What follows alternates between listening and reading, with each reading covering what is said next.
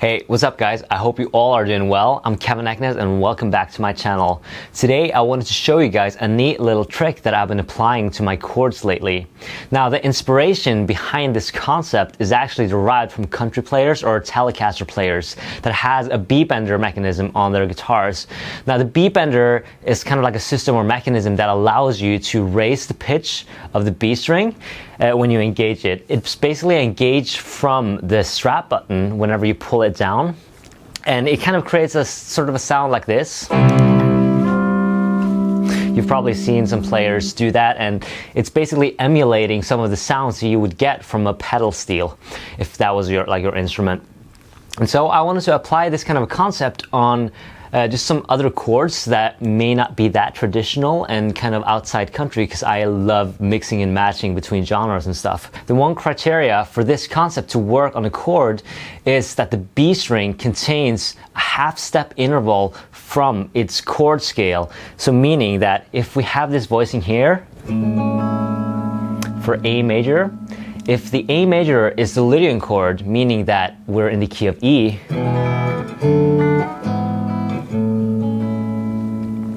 we can utilize this concept. And the way it works is that we put our index finger on the sharp 11 and we bend it up to the 5th, which is only a half step.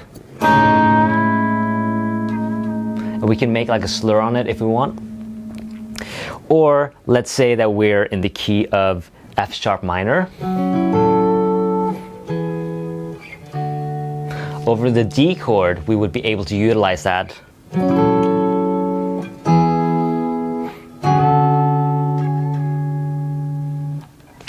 So it's a very cool kind of thing to utilize for your major 7 chords that are derived from Lydian, especially in that sort of a chord shape.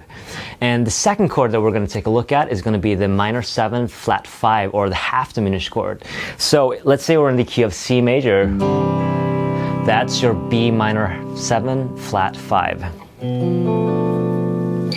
And the way this is going to work is that we're going to kind of visualize the kind of standard minor shape, minor 7. So it's almost like a D major triad over B.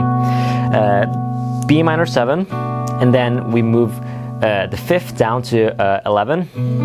So we have a B minor 11.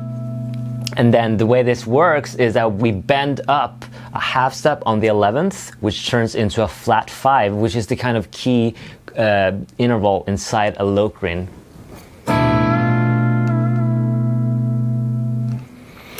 And that could also work for, say, a Locrian natural 9. There's no difference really.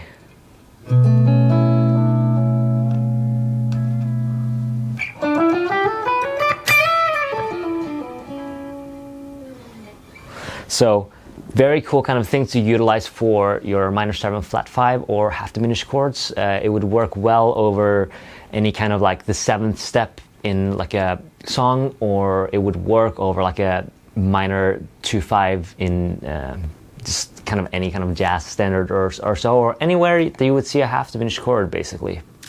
Make sure to hit up the comment section and let me know any thoughts, good or bad, on this topic below. And if you're enjoying it or not enjoying it, make sure to hit the like button or dislike button and subscribe to my channel if you haven't already. If you want to help further support this channel, then make sure to hit up my Patreon channel, patreon.com/KevinEknes, where there's a lot of exclusive content. There's different stuff that I don't post here. There's a bi-weekly masterclass, and some of the tiers even have private one-to-one lessons with me remotely. Now the final chord type that we're going to take a look at today is going to be a dominant 7 chord that resolves to a minor chord, or a 7 altered that resolves to a major.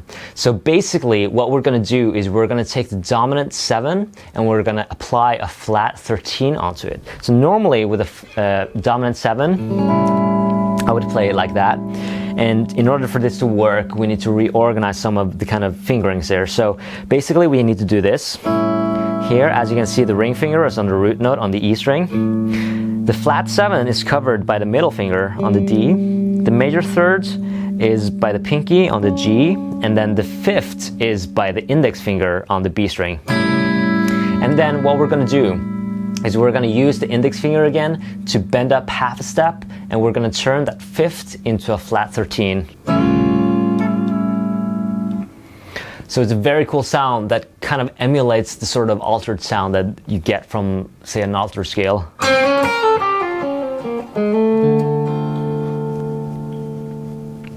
And it basically just enhances that sort of a augmented.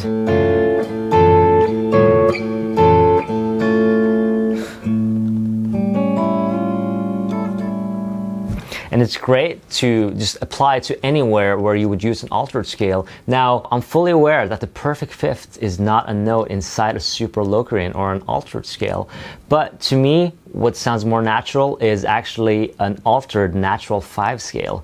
To me, that is kind of the quintessential altered sound that needs to be resolved.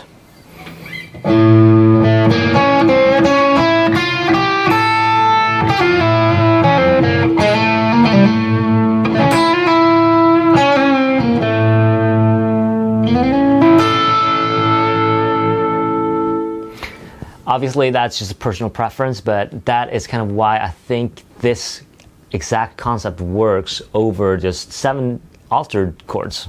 Anyway, I hope you enjoyed this quick little lesson, and without anything else, I'll see you next time.